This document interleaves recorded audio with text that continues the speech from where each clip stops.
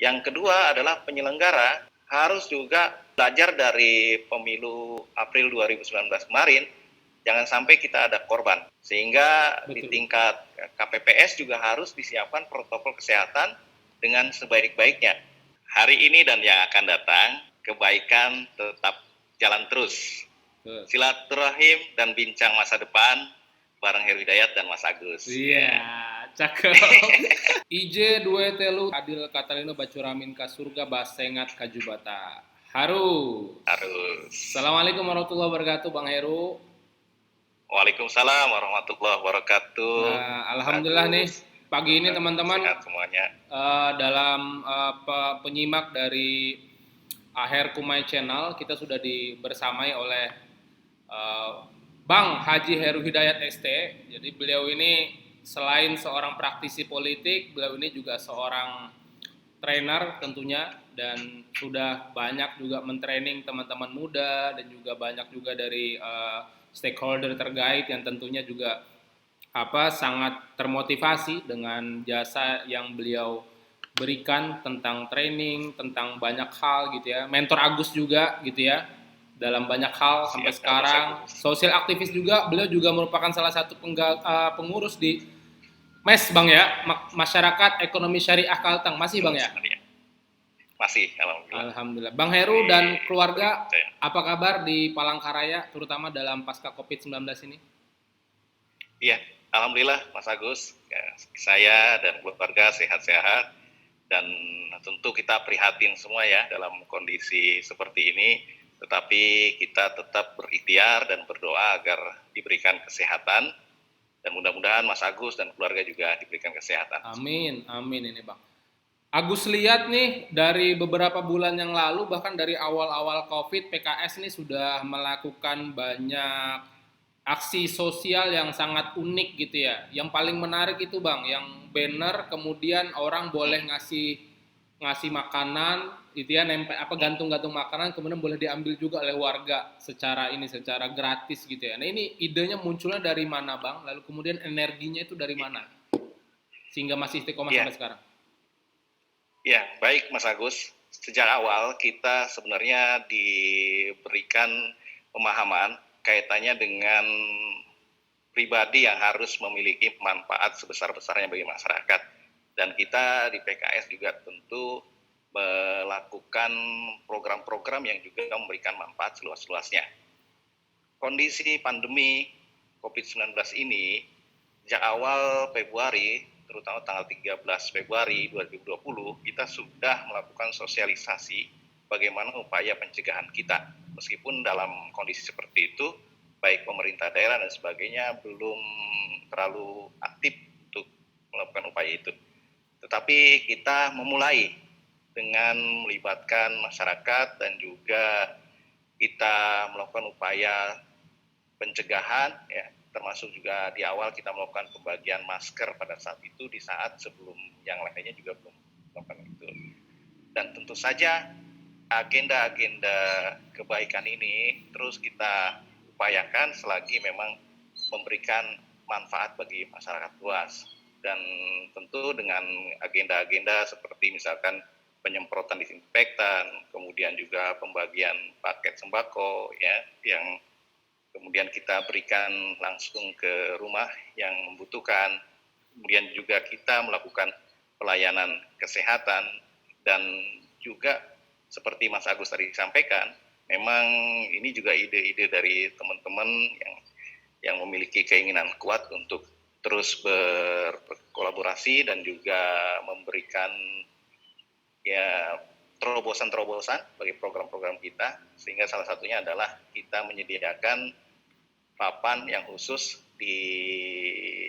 bukan untuk menyediakan makanan, terutama waktu Ramadan kemarin juga kita siapkan konsumsi untuk buka puasa, dan sampai saat ini alhamdulillah juga dilakukan oleh DPD, terutama DPD ya, melakukan itu, dan memang mudah-mudahan terus akan memberikan manfaat Mas Agus.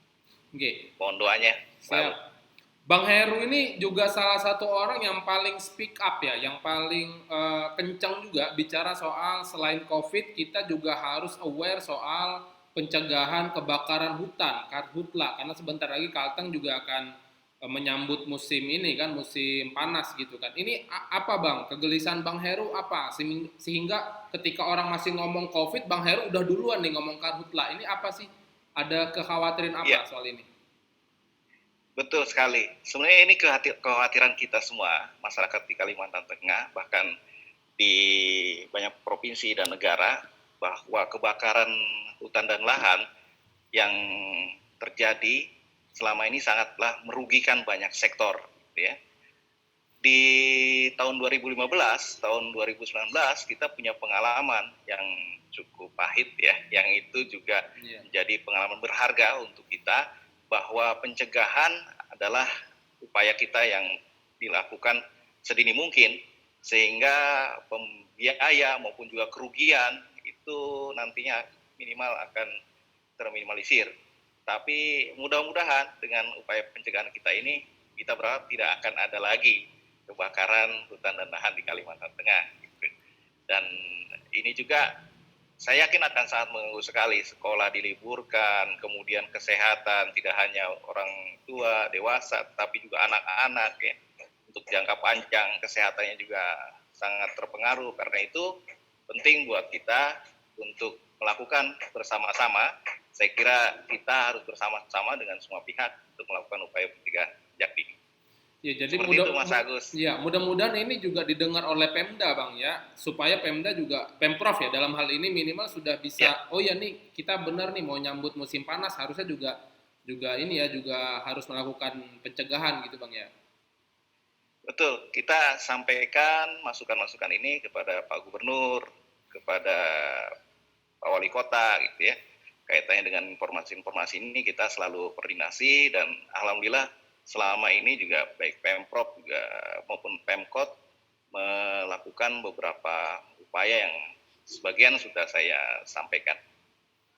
Jadi Iya. tetap kita harus melibatkan ya, Hmm. terutama pemerintah dan masyarakat untuk sama-sama bahu membahu dalam rangka mencegah tidak hanya bahaya COVID-19 tapi kebakaran, dan juga saat ini ada beberapa daerah yang juga kebanjiran Mas Agus. Iya, Bang. Jadi kemarin kita juga melakukan aksi di Lamando, Lamando, teman-teman termasuk Lamando Barito juga juga luar ada kan biasa. sebagian.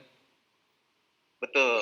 Kemudian di Kota Waringin Timur, di Seruyan, ya sebagian juga kita melakukannya. Iya. Nah, ini kan yang lagi highlight gitu ya, yang lagi in ini juga Hmm. soal PSBB jilid 2 nih Bang, yang bakal diberlakukan tanggal 1 Juli nih kalau nggak salah nih wacananya ya. Nah, ini soal ini Bang Heru punya pendapat apa? Terutama teman-teman DPKS punya pendapat apa soal PSBB jilid 2? Dan kalau boleh Bang Heru misalnya sedikit memberikan tanggapan apa yang kurang di PSBB jilid 1 sehingga kemudian PSBB jilid 2 nih harus dilanjutkan. Sementara banyak publik juga nih yang kayaknya juga jangan deh PSBB lagi, soalnya PSBB juga yang positif juga makin banyak gitu loh. Artinya enggak, banyak orang berpendapat ini nggak ngaruh gitu Bang. Ini gimana Bang? Iya, memang saya menulis di sebuah media itu, garda terdepan dalam menghadapi COVID-19 ini adalah masyarakat. Dan masyarakat itu tentu saja kita semua. Selagi kita bisa berikhtiar, kemudian melakukan pencegahan sejak dini dengan ya tidak diupayakan keluar, misalkan secara umum ya, tetap di rumah, misalkan kalaupun keluar dalam hal keperluan, misalkan tetap dengan protokol kesehatan. Saya kira itu yang harus menjadi perhatian penting bagi kita semua, dan ini perlu kesadaran dan kedisiplinan kita semua. Tentu dampak dari nanti ketika semua masyarakat turut terlibat, maka kita akan memotong atau memutuskan rantai penyebaran ya, Iya. atau penularan dari pasien COVID-19 ini. Nah, begitu juga misalkan beberapa hal yang saya sampaikan di PSBB awal adalah agar PSBB tidak sia-sia gitu ya. Iya. Nah, ada beberapa poin yang saya sampaikan itu, dan memang Itu yang sangat strategis. Apa itu? Pertama adalah keterlibatan semua elemen untuk turut serta dalam program ini, terutama dalam hal protokol kesehatan. Ya. Dan semua elemen itu siapa saja? Tentu tokoh masyarakat, tokoh pemuda, tokoh perempuan, organisasi agama, misalnya ormas, organisasi masyarakat, kepemudaan, dan semua pihak, simpul-simpul masyarakat itu dilibatkan.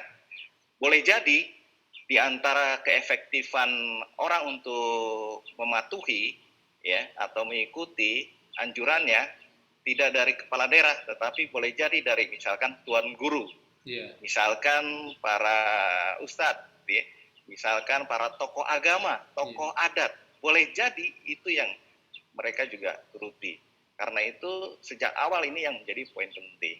Nah, kemudian yang berikutnya adalah penanganan kaitannya dengan pasien misalkan yang ODP, yang PDP, atau juga yang positif, maka harus dilakukan tindakan secara khusus. Artinya secara khusus ini ya tentu petugas medis, tenaga kesehatan yang memiliki peran-peran penting harus menjadi perhatian. Baik itu dari sisi ya fasilitas, sisi kemudian juga ya bagaimana mereka merasa juga leluasa ya, tanpa adanya keprihatinan atau juga tanpa adanya ya hal yang sifatnya mengancam dirinya, tetapi juga diberikan fasilitas yang memang memungkinkan untuk mereka bekerja dengan sebaik-baiknya. Nah, tentu saja baik itu alat pelindung diri, ya, kebutuhan misalkan alat yang untuk tesnya gitu ya, dan lain sebagainya yang berhubungan dengan penanganan. Termasuk juga bagaimana upaya tracking, mencari penyebaran atau penularan ya di masyarakat. Jadi misalkan kita bisa lihat dipetakan gitu, bagaimana misalkan ada pasien yang positif, mereka kemana aja itu harus segera ditangani dan kemudian harus segera juga dilakukan tes. Begitu juga dalam hal penanganan, misalkan isolasi dan lain sebagainya. Sehingga memang perlu kecepatan. Bahkan di awal-awal kita juga sempat prihatin karena dalam hal misalkan hasil ya tes swab itu memakan waktu yang begitu cukup lama. Meskipun alhamdulillah saat ini hal itu bisa ditangani. Nah, tentu saja harapannya ini yang harus ditingkatkan, baik itu oleh pemerintah daerah maupun juga pihak-pihak yang berkepentingan berwenang dalam hal misalkan penanganan pasien COVID-19 ini. Jadi menurut Bang Heru, PSBB jilid 2 kayaknya tetap diperlukan, tapi dengan penanganan yang jauh lebih baik gitu ya? Iya, saya kira memang perlu evaluasi secara komprehensif. Ya. Kaitannya dengan PSBB yang pertama jilid 1 ya.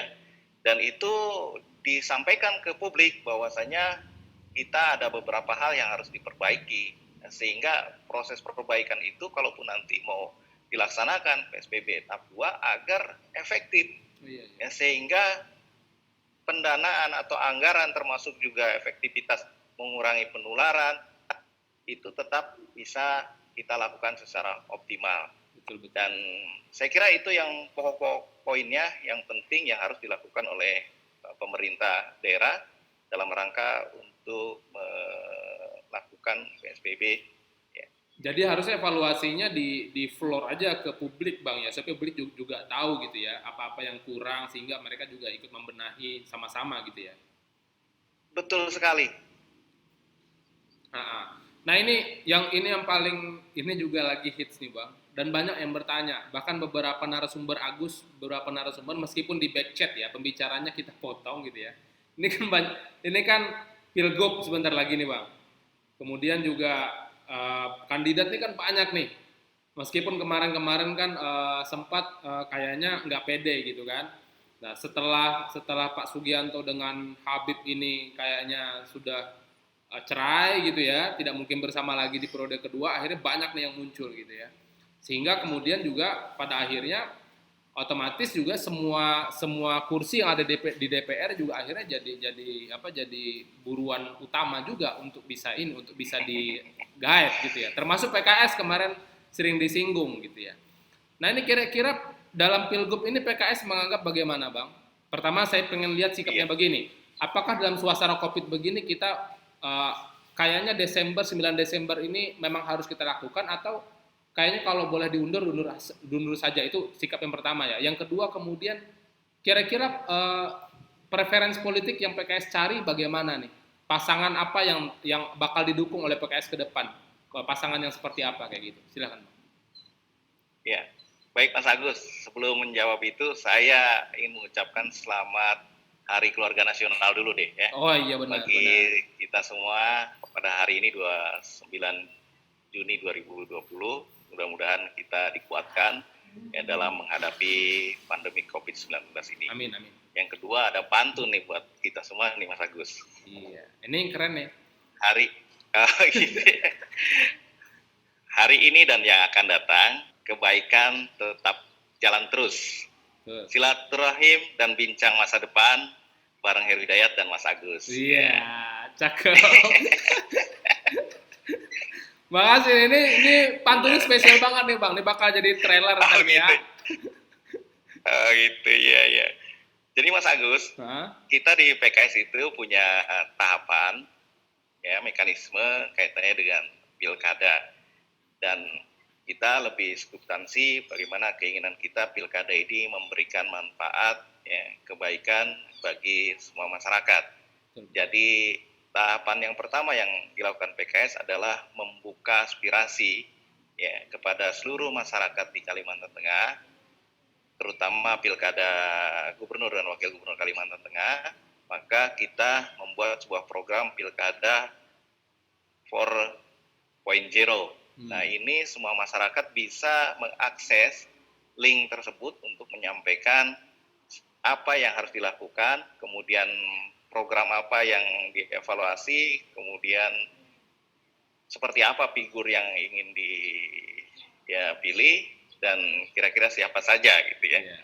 Sehingga kita akan menyentuh langsung substansi permasalahan maupun juga solusi dari masyarakat. Dalam hal ini partisipasi masyarakat ini harus kita libatkan. Siapapun sebenarnya, baik itu pemilih partai lain dan sebagainya, silahkan, kita sangat terbuka bagi masyarakat Kalteng untuk bisa memberikannya. Dan alhamdulillah sampai saat ini cukup banyak responnya dari masyarakat, bahkan kita punya semacam nanti dokumen ya, dokumen hasil masukan dari masyarakat itu untuk kita jadikan bahan sekaligus juga bahan kajian dari beberapa orang yang kita tunjuk ya, untuk nanti diserahkan kepada bakal calon atau calon yang kita pilih. Betul betul. Sehingga itu akan menjadikan kontrak politik bagi PKS dan bakal calon atau calon yang akan kita pilih. Dan mudah-mudahan manfaatnya tidak hanya untuk PKS, untuk bakal calon, tetapi juga untuk masyarakat Kalimantan Tengah. Nah inilah yang paling substansi dari keberadaan pilkada ini. Kemudian juga kita menjaring aspirasi tentu saja, baik itu di tokoh-tokoh masyarakat, sehingga kita juga melakukan silaturahim yang intens dengan beberapa ya elemen masyarakat, baik itu Muhammadiyah, NU, kemudian juga PGI, Persatuan Gereja-Gereja Indonesia, kemudian Majelis Hindu Kaharingan ya, dan semua pihak yang memang kita ingin mendapatkan masukan dan kaitannya dengan Kalimantan Tengah ini. Nah itu penting buat kita untuk semakin kita memperkaya bahwa masukan ini nantinya akan bermanfaat buat masyarakat maupun juga kepemimpinan.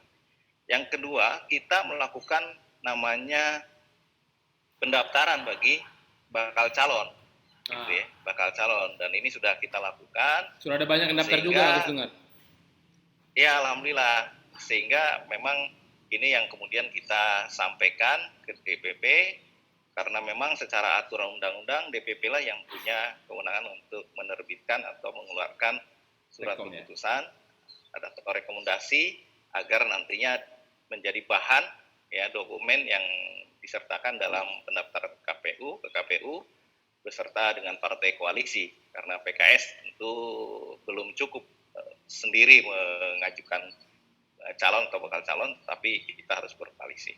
Nah itulah saya kira poin-poin penting yang memang kita lakukan di pilkada ini. Nah, berarti kalau eh, suasana COVID ini, Bang, pilkada ini dalam suasana COVID, itu menurut Abang gimana? Apakah kayak gini? Apakah kebijakan untuk melaksanakan pilkada di 9 Desember ini adalah keputusan yang memang sudah tepat atau PKS punya punya renungan sendiri untuk itu? Iya, memang ini kan kita belum bisa memprediksi meskipun tetap ikhtiar kita lakukan. Iya, Kalau perlu harapan kita segera pandemi COVID-19 ini terakhir. betul, betul. Sehingga tahapan pilkada ini juga akan semakin jelas. Nah, tentu saja di pembahasan baik itu pemerintah pusat, ya DPR RI, KPU, Banwaslu, ya tentu harus memastikan bahwa kapan waktunya, ya. Dan tentu saja ini juga harus memperjelas Mm-mm. mengenai pilkada atau kepemimpinan. Iya, Maksudnya jangan sampai ini juga menjadi tertunda-tunda sehingga juga tidak ada solusi atau bahkan tidak tahu kapan kalaupun menunggu misalkan COVID selesai. Meskipun tentu kita semua berharap berakhir. Nah, sehingga dalam hal kejelasan ini ada kesepakatan yang dilakukan sehingga akhirnya melahirkan Perpu ya, Perpu iya, nomor 2 tahun 2020 mengenai waktu pengunduran dari 23 September menjadi 9 Desember. Desember. Nah, tentu saja kita juga tetap mendukung hal tersebut, hanya saja kita memberikan catatan yang sangat krusial, yang penting, yang ini saya juga sudah sampaikan di program 8 menit, ya, yaitu kaitannya dengan pertama kita harus mengutamakan keselamatan masyarakat. Jadi keselamatan masyarakat tentu dengan protokol kesehatan. Protokol kesehatan maka harus disiapkan semua fasilitasnya.